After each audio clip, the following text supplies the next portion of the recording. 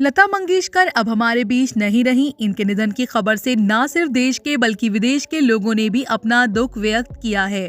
भला ऐसा होता भी क्यों ना, उन्होंने अपनी सुरीली आवाज से दर्शकों के दिलों को जो जीता था।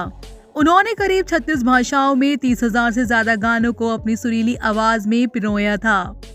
लेकिन दोस्तों, इसी बीच एक सवाल सभी के मन में ये है कि स्वर कोकिला कही जाने वाली लता मंगेशकर के निधन के बाद उनका गला अमेरिका के वैज्ञानिकों को क्यों नहीं दिया गया, जबकि सालों पहले ये गला लाखों डॉलर में बेच दिया गया था। कहा गया था कि लता के निधन के बाद उनके गले पर अमेरिका में रिसर्च होगी कि आखिर वो इतना सुरीला कैसे गा लेती हैं।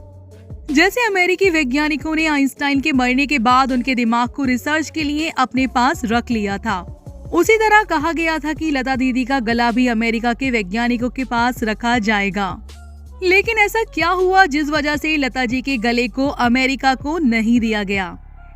कई सालों से कहा जा रहा था कि लता मंगेशकर के निधन के बाद उनके गले पर रिसर्च की जाएगी, लेकिन पहले के दौर में किसी की तारीफ करने का सबसे अच्छा तरीका यही होता था कि उसके बारे में कुछ ऐसा कह दिया जाए जिसकी उम्मीद किसी ने ना की हो, और वैसा पहले कभी हुआ भी ना हो। ऐसा ही कुछ हुआ मशहूर गायिका लता मंगेशकर के साथ। जी हाँ दोस्तों, कुछ सालों पहले कह दिया गया था कि उनके गले पर अमेरिका की रिसर्च की जाएगी, जिसकी किसी ने उम्मीद तक नहीं की थी, और वह बात पीढ़ी दर पीढ़ी आगे बढ़ती गई। आपको बता दें कि लता मंगेशकर ने ना तो अपना गला किसी को बेचा और ना ही अमेरिका के वैज्ञानिकों ने लता मंगेशकर के गले को खरीदने की पेशकश की।